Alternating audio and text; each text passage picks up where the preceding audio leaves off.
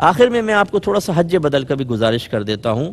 یاد رکھیے کہ بعض اوقات انسان فوت ہو جاتا ہے اور اس پہ حج فرض ہوتا ہے اور وہ ادا نہیں کر پاتا، تو اگر وہ وصیت کر کے گیا ہے تو اس کے ترکے سے کسی کو حج کروایا جائے گا، اس کو حج بدل کہتے ہیں۔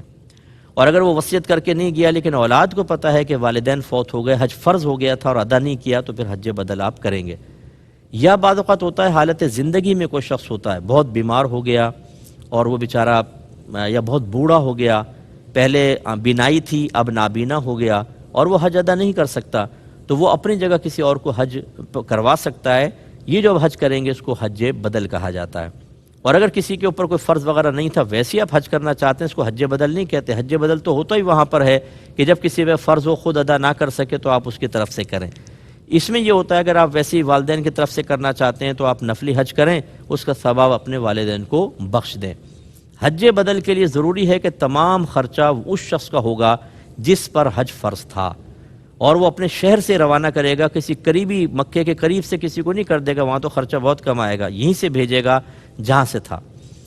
اور جس کو اس نے حج بدل کا مکلف بنایا کہ تم کرو، وہی کرے گا۔ دوسرے کو اگر اس نے کہا کہ کر دو تو حج بدل ادا نہیں ہوگا۔ اور حج بدل کرنے میں جو غلط فہمی ہے وہ یہ ہے کہ بعض لوگ سمجھتے ہیں کہ جس نے پہلے حج نہیں کیا وہ حج بدل نہیں کر سکتا، پہلے حج کیا ہوگا تو کر سکیں گے۔ نو، اگر آپ نے حج پہلے نہیں کیا اور کوئی کہتا ہے میری طرف سے حج بدل کر دو، بالکل آپ کریں گے، کر لیں، لیکن اپنی طرف سے نیت نہیں کریں گے، نیت اس کے حج کی کریں گے۔ اگر آپ نے اپنی کر لی تو آپ کا ادا ہوگا، اس کا نہیں ہوگا، اور آپ گناہ گار بھی ہوں گے کیونکہ اس بیچارے کا حج تو ہوا نہیں، اس کی نیت سے کریں گے۔ ہاں یہ ضرور ہے کہ اگر آپ پہ مثلا حج فرض ہو گیا، آپ کو کرنا چاہیے تھا، کسی نے کہا یار میں نے حج بدل کروانا ہے، تو آپ نے کہا چلو میں اپنا حج بعد میں کر لوں گا، پہلے اس کا کر دوں، یہ حرام ہے، یعنی مکروہ تحریمی لکھا ہے اس کو، کہ آپ کو کیا پتہ کہ اگلے سال آپ زندہ نہ رہیں، اس کی طرف سے حج کر دیا اور موت آ گئی، اپنا حج باقی رہا۔ اور آپ نے حدیث میں سنا تھا کہ نبی کریم صلی اللہ علیہ وسلم نے فرمایا جس نے باوجود قدرت کے حج نہ کیا اور مر گیا تو چاہے وہ یہودی ہو کر مرے چاہے عیسائی ہو کر، یعنی انتہائی ناراضگی سرکار نے اس میں بیان فرمائی۔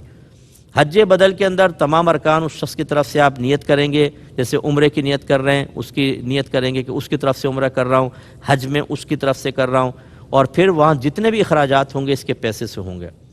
لیکن یاد رکھیں کہ اس دوران بھی اگر کوئی کفارے وغیرہ لازم ہو جاتے ہیں، کوئی جرائم آپ نے کیے، اس کا آپ کو کفارہ ادا کرنا ہے، وہ اس کے پیسے سے نہیں ہوگا، وہ قصور آپ کا ہے، وہ آپ کو کرنا ہوگا۔ اور اگر آخر میں کچھ پیسے بچ جاتے ہیں تو ان کو واپس کر دیجئے۔ ہاں اگر انہوں نے کل اختیار دے دیا تھا کہ بعد میں آپ رکھ سکتے ہیں، کسی دینی کام میں استعمال کر سکتے ہیں، تو پھر آپ کسی بھی دینی کام میں استعمال کر سکتے ہیں۔ اللہ تبارک تعالیٰ سے دعا ہے کہ جو کچھ ہم نے سنا اس پہ عمل پیرا ہونے کی توفیق عطا فرمائے، اور دوسروں تک ان مسائل کو پہنچا کر اپنے لیے ثواب جاریہ کرنے کی توفیق عطا فرمائے۔ آمین۔ وآخر دعوانا ان الحمد للہ رب العالمین۔